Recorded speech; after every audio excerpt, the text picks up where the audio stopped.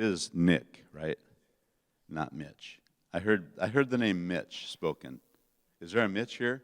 Oh, okay. So there's Mitch and Nick and Josh, who's up there faithfully. He's going to be switching the slides for us, so that's good. Yes. So before I start, I want to get my bearings and figure out the last time I was here, because do any of you out there know me from long ago, like back in the 80s? Okay, so there's some old folks out there. That's good. Old people like me that are there. And so, how long has this building been here? I mean, the first part of it.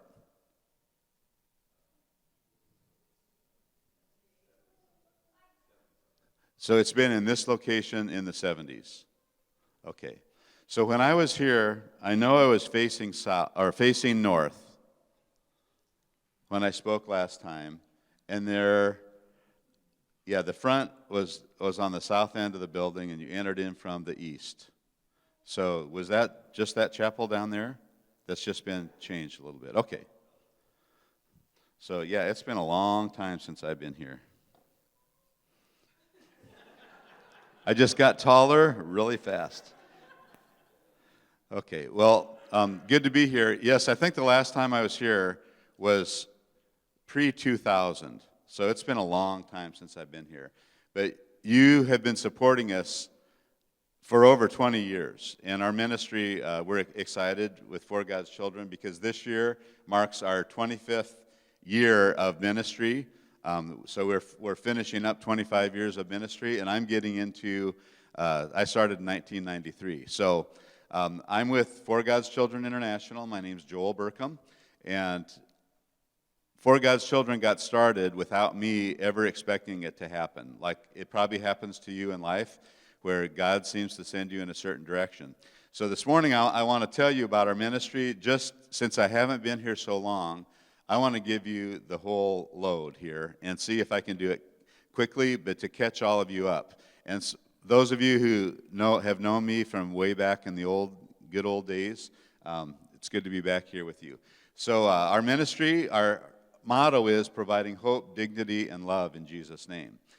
When I first went back to Romania, it was 1993, and I had been asked by a friend. I was working in Council Bluffs at Deaf Missions at the time, with Deaf Missions there, and I had no idea I would ever go to Romania in my life. So, next slide, please.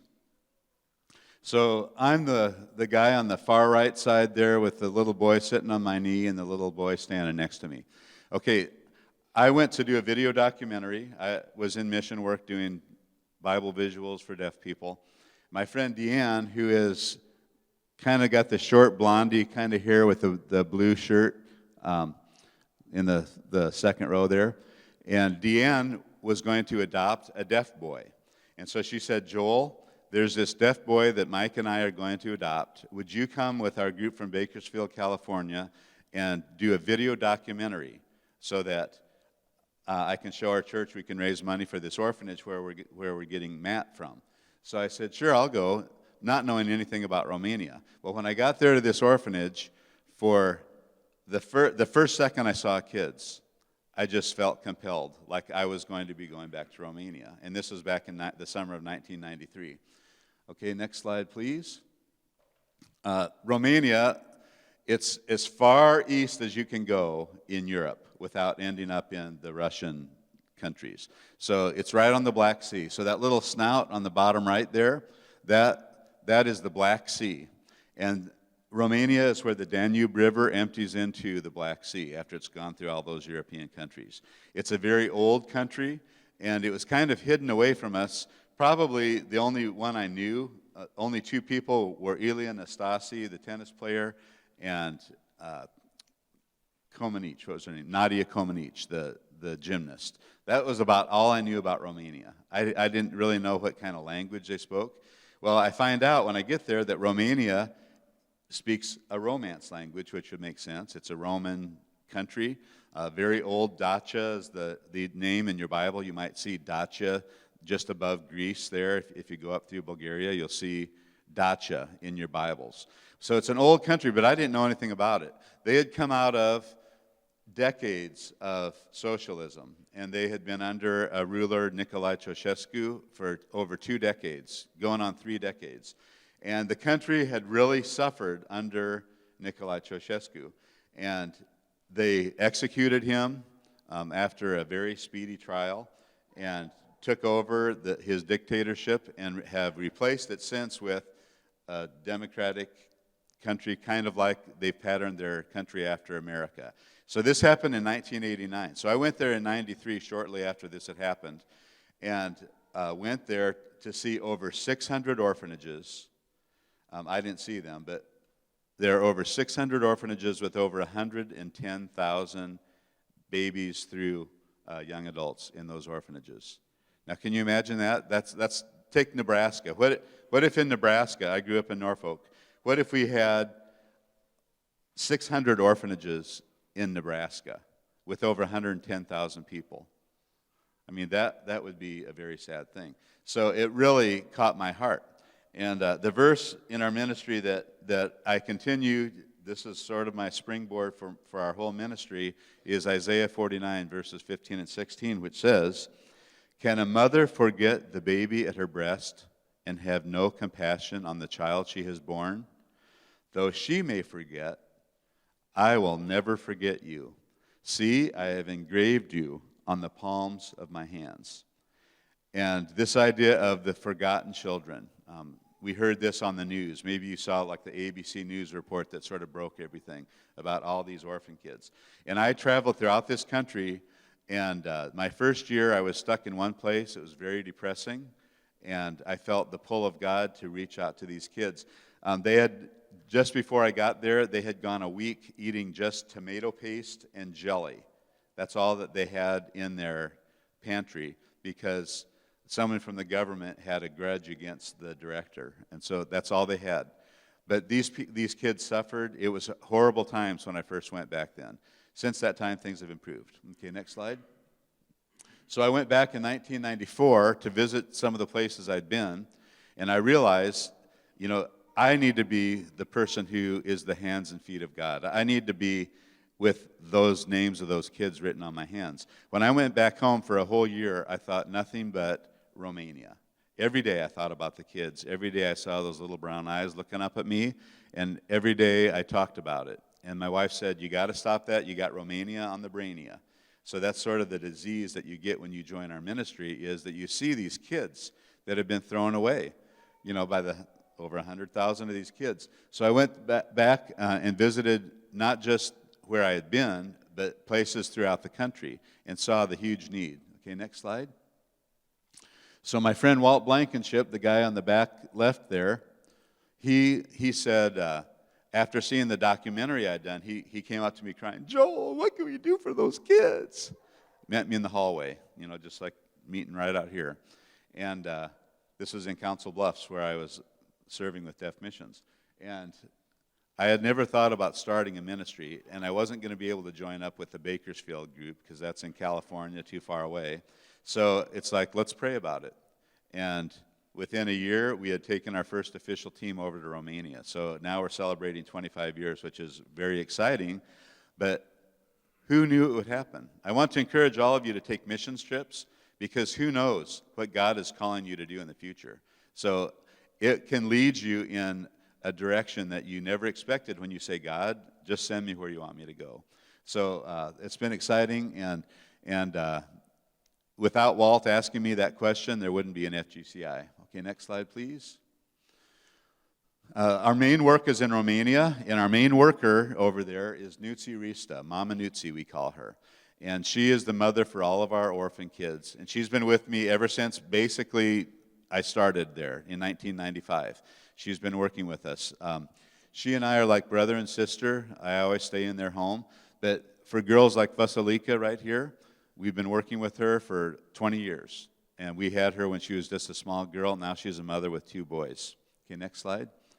So Mama Nutsi, she gets around, and even now, during the COVID thing, she's been going out, visiting kids. We can't enter into the institutions we work in, but Nutsi is able to have the kids come out. So we have girls like Daniela here, Yonut's in the background there.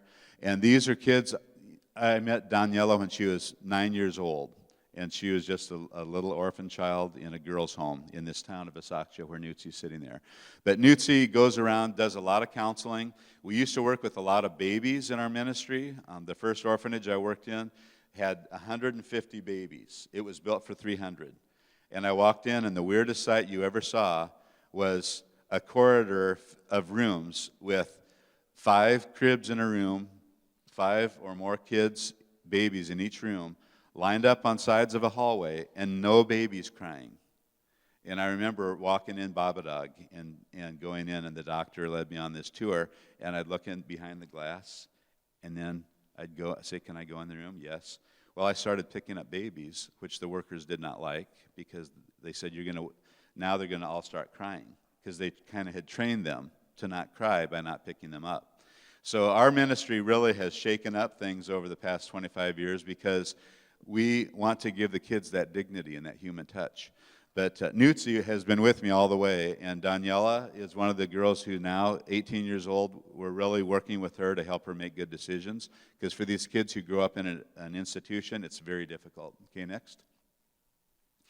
So here's kind of the attitude. This is another one of our girls, Gabby. She's the love of my life. Love you, mother. Gabby doesn't have a mom except Mama Nutzi. And Mama Nutzi will come and chew you out, and then they will hug her and say, "Oh, I miss you, Mama Nutzi. Please come back soon again." Okay, next. Here she is with some of our young adult women at a home for special needs young people in Zabil, Romania. Next. Here she is with a girl. This girl has had a really, really rough life. And she was in an orphanage in Isakja, Romania, which is just this little town, with a bunch of girls. We think that she was sort of leading a trafficking ring in that area, and she came to one of our camps. We were really afraid of her because she had a bad influence on a lot of people. But during that camp, her heart was sort of broken, and she started getting glimpses of the Lord through our staff leading this camp. And so now she has come around. Bianca is her name, and she talks with us about the Lord. She doesn't mock us and seem like a demon walking around. So it's really cool that Nutzi can now go and talk with her. Okay, next slide. And then these are some boys, Mahmoud on the right, Samir on the left, 2 little gypsy Roma boys that we've had since they were 2 years old, and we've taken care of them in our home that we work with the state of Romania to do it. And now Mahmoud, he basically, he has not accepted Christ and been baptized yet, but he has been reading the Bible and going to church every Sunday and recruiting people to go. So we keep saying, "Mahmoud, you need to give your life fully to the Lord." But he got Samir to go to church as well. So it's neat that here Mahmoud and Samir now are helping kids go to church, which is very rare for a gypsy orphan kid. Okay, next slide. Then here's Nutzi with another gypsy friend of ours, Andrea, the girl in the black.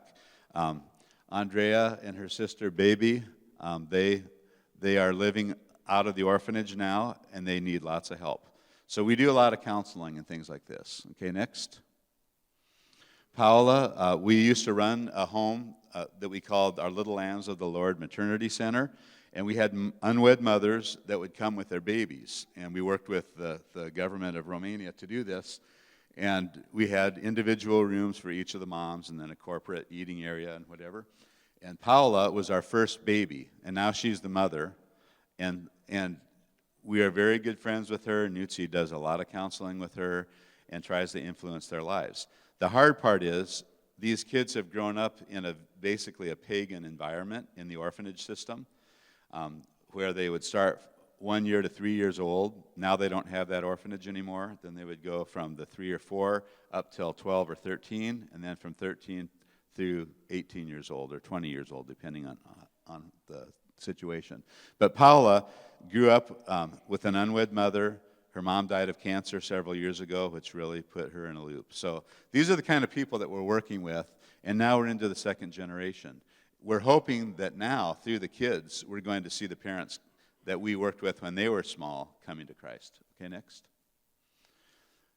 Alana is another one of our girls, and she just got out of the orphanage about a year ago, and she has a husband and a baby now.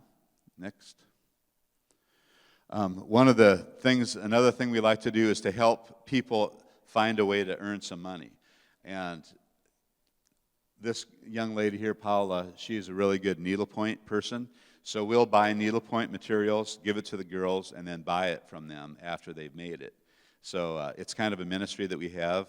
They call these gobelins, but it's neat. Here's a girl that's grown up in a special needs environment, and she could probably live on her own if she were in America. But these are the kinds of projects that we sponsor with kids. Okay, next. Again, these are some adults with special needs, and we also work with them in a town called Zabil, and we have a place we call the Sunshine Room, which is for occupational therapy and activities. Okay, next. This is our worker in the Sunshine Room, Nicoletta. And during the COVID crisis, like with everyone, we have suffered because of shutdowns, and we can't get into orphanages, but we're good friends with the government, so they'll let us do things that they won't let other groups do. So we're able to go visit homes and take food to people. So we've been doing a lot of food giveaways and relief packages for people, diapers, wood, things like this that we can take. So Nicoletta has been helpful in that. Next.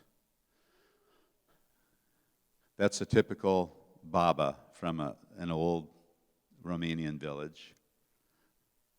I think she's 37 years old, that lady on the left up there. That's just a joke. She's probably more like 60. Oh, that's a joke too. Okay, next. In our Sunshine Room, we bring the kids in. So the government has smiled with favor upon us because we tell them we're Christians, we're going to preach the Bible, we're going to talk about Jesus, but we're going to do it because that's why we're here serving. So we'll give you stuff, but if we're going to be there and have teams, we're going to witness to them and tell them about our faith. And if you see here, one of the things we do is take teams over, and we've had some people from Journey who've gone with us, some of the people from the CSF that have gone. We'd love to have another team. About any age person can go and help, so it's kind of a neat thing. But in this town of Zabil, where we have our Sunshine Room, in this center, it's our room. So we've got the key, but it's in a government center, and now it's during the COVID thing, it's like the only thing for them to do in this orphanage or facility. It's not an orphanage. Okay, next. And this girl on the right, Yonella, she's sort of the poster child for me for this ministry that we call the Sunshine Room now. And Yonella, for the first 20 years of her life, was sort of kept like an animal. Something happened to her mom says, when she was just like 2 years old, and all of a sudden she became mentally challenged because of some illness, her mom says. But she was basically tied to her bed in her room in the dark all day, alone and naked, for 20 years of her life.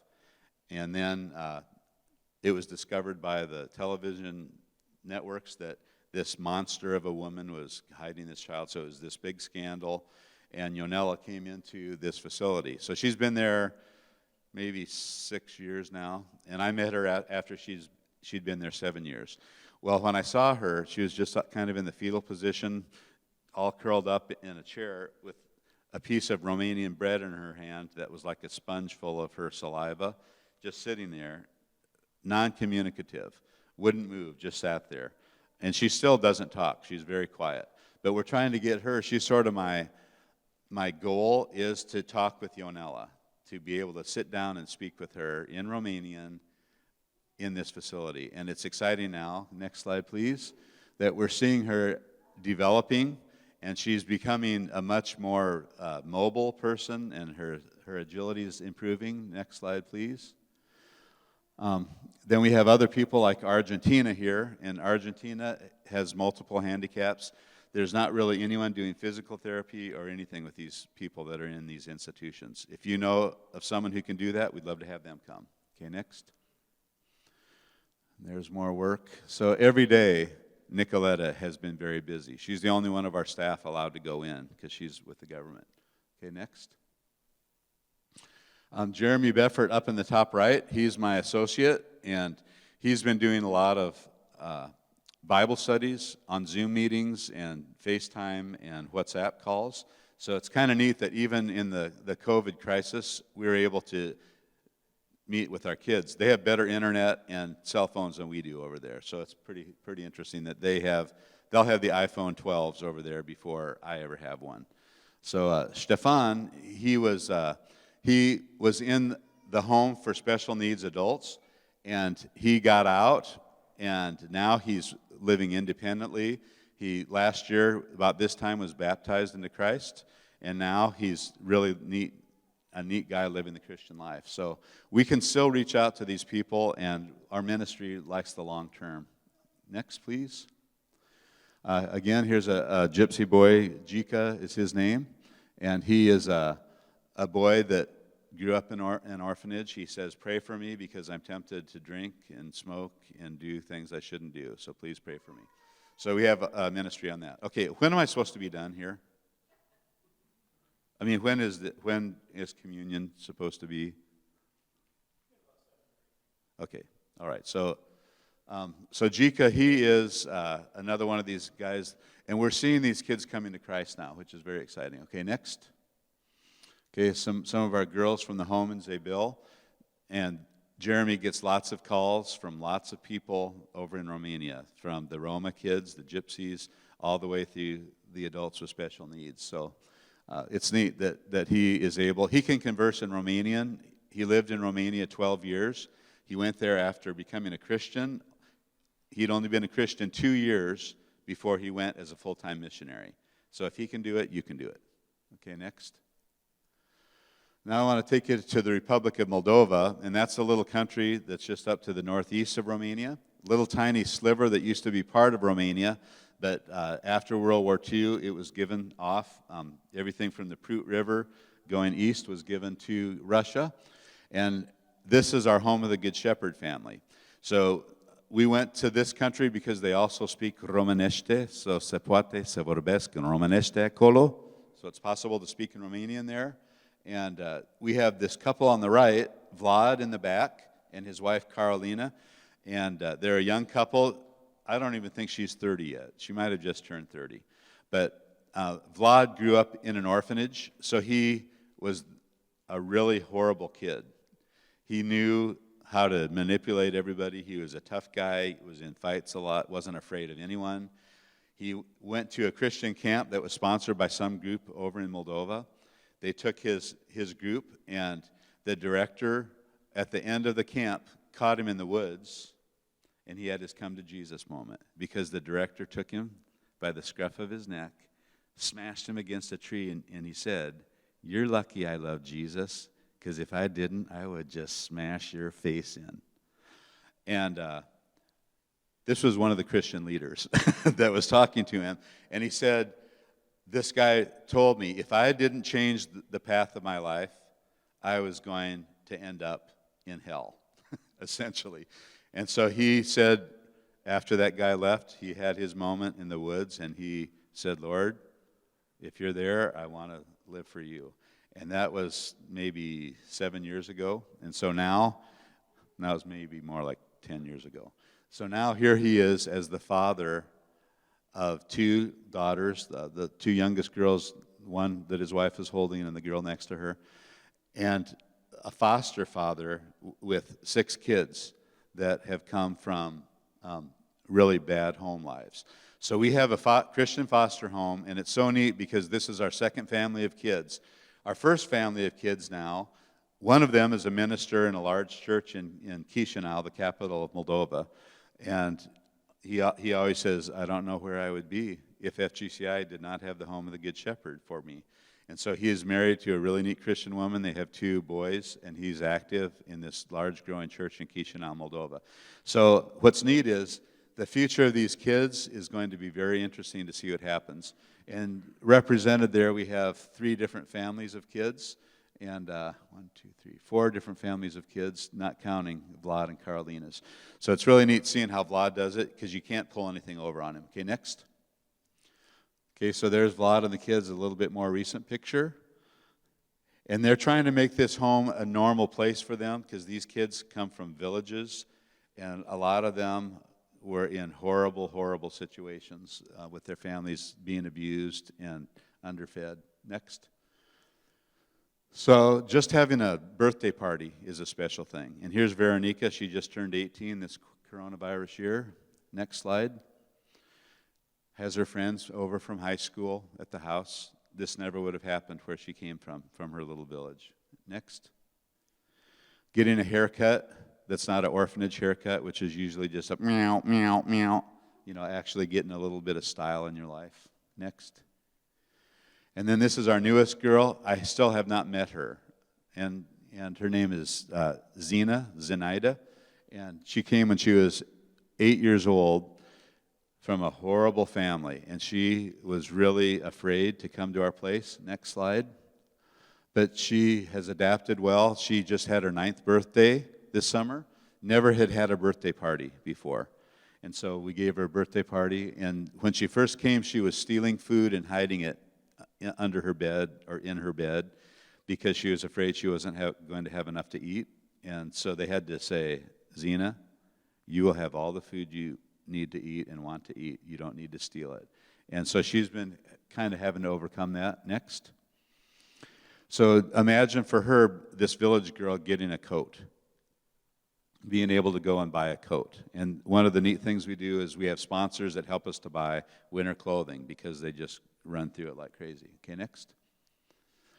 So here's our little sweet Zena. And so we're really glad. And Vlad and Carolina say she's really coming along well. Okay, next. With the shutdowns, we've had to buy a lot of food in advance. And here you can see, the food prices in America are bad. Imagine in Moldova, where they say you can't even leave your village. That's how tough it is there. So here we are at our home, stocking up. Next. And they were happy this summer. They got strawberries. That was exciting. They had enough money to get strawberries. Next. Again, going to the store. When I see these pictures, it sort of freaks me out because here's these kids from villages who've never been in a department store in this big mall in Chisinau because they're part of our family, so that's fun. Next. Getting a pair of shoes that fit. That's nice. Orphans are used to getting shoes that don't fit. Okay, next. So yeah, when I look at this picture and I see those beautiful kids, and I just think, like the little girl, Diana, on the far left, she was just a little toddler when she came to our home. And now we're seeing the influence that the Lord has on their life. Okay, next. Another big part of our ministry in Moldova is working with Roma, the gypsies. So Vlad, you see he and Carolina in the middle. All these other kids are gypsy kids from a small village near the town where our home of the Good Shepherd is. Okay, next. So Vlad has been influencing these guys. Samson, who's the guy in the middle, and then Ruslan on the far right side, who you can see a picture of him out on my pull-up display when he was just a young boy. Ruslan just accepted Christ and was baptized about a month and a half ago. So it's neat that Vlad's getting in there working with him. Okay, next. So here he is doing youth group and really influencing these young gypsy men's lives. And it's really neat how the whole village is changing because of the influence that we're able to have there. Next. There's Ruslan on the bottom right. And this is the part of the group from that church that was baptized. Next. And there's Vlad with Ruslan. And Ruslan does a lot of counseling with these guys and involves them in ministry too. Next. Arun, I have his CD. I don't think I brought it up. But there's a CD that Ruslan did, or not Ruslan, Arun did, that we produced. And it's back at the table where the play is. And if you'd like to get that, feel free to take a copy of that. But it's in Gypsy, so he's singing these praise songs in the Gypsy language. So it's really neat. And so we helped him and gave him some money because their family's so poor. And there's no way really for a Gypsy young man to make money. Okay, next. So again, more food that we're purchasing to give away. Next. And we've been delivering this, and I'm excited because just about a week ago I got this picture of a deaf couple. So we've really been evangelizing through food distribution. So that's cool. So here's a deaf couple. I have worked with a lot of Moldovan deaf people because it's sort of I enjoy working with the deaf. So it's neat. He just discovered them and another couple. Okay, next. So our Gypsy youth kids have been taking these food packages out, and that's been cool. So next slide. And they've been taking them around, and everywhere they go, they don't just drop it off, but they pray with the people and talk with them. So that's really been a comfort. These people, the outside of their houses looks beautiful sometimes, but inside there's no food, no furniture. A lot of it's just dirt floors or unfinished rooms. Because for a gypsy, you build this gigantic house that's very impressive looking, and people see how wealthy you are. But they never have enough money to finish it. So almost every gypsy house is just a facade. So a lot of these people are like, I had no food. Thank you for coming. Next. Another family. A lot of people live in these homes. Next. That's sort of the gypsy house there. Next. These people, they wept when we brought the food because they're not Christians. They don't go to the church. But when they saw us coming, they're like, why are you here? And we can tell them that God has sent us to you. And they're like, God must have heard my prayers because you showed up with that food. Okay, next. This is like a typical cooking area for a gypsy. A lot of them don't have any kind of stove. They just cook over rocks. But most of them heat and cook with wood. So it's a very difficult lifestyle. Next. This man, he couldn't walk because of his legs, so he couldn't get any food, and he just cried and cried, they said, when they took the food to this man, Mr. Vasile. But they prayed with him, and he loved it. Okay, next. More prayer. Next. This older man with a striped shirt adopted his grandson because his daughter was basically a drunk, and so he said, I'm going to help my son Alexandru. So he took this boy in, but he's very malnourished and has a lot of medical issues because of a bad diet and bad living conditions. So we're helping him now, and we've taken them some food packets, and Vlad told the older gentleman, he said, don't ever go without food again because we are going to help you. And so they've also taken Alexandru to the house so he can play with the kids. He's very unsocialized, can't speak hardly, and needs baths every once in a while. Okay, next. Another single mother with her kids. Next. Renata is one of our Roma girls, and one of our sponsor link programs is to help kids go to school. So Renata is getting her high school education. For a gypsy to finish 12th grade is almost like climbing Mount Everest, and they get a lot of people pulling them down from their own culture, saying, why are you getting an education? You're just going to beg your whole life anyway. But Renata, we keep working on her. She's super smart, very good with English, and intelligent girl, and we're really praying that God uses her. Okay, next. There she is with her books. Next. We have English classes that we help sponsor the kids so they can learn English, which will help them. The guy in the middle, Alex, his parents used to work for us at our Home of the Good Shepherd. Okay, next. Then I'll end with this one. This is Mihai, and Mihai is one of our first Home of the Good Shepherd kids, and now he's 30-something years old. And he has trouble with his mouth, so we just sent over several $100s to help him get repairs on his mouth. But here's a guy who loves the Lord, witnesses to all of his workmates. He wants to find a Christian wife, but here's a guy that's suffering. And if he didn't have someone like us sort of championing his cause, we don't know where Mihai would be. He has some learning disabilities, but he's a great Christian young man. And we want to continue helping people. So as you're helping us, and then one last slide, I guess, I'd like you to just think about these kids that we're serving, and thank you for all that you've done, because you've been supporting us. I'm not sure exactly how many years, but for well over 20 years, you've been supporting us, and I thank you for that. Thank you for the prayers. There's so much, again, that I could talk about. This is kind of recent update things, but I'd love to talk with you, and I'll be out by the display on your way out if you want to talk. So thank you very much, and please keep us in your prayers and go on a trip with us if you can. So thanks. Praise team, if you want to come up now.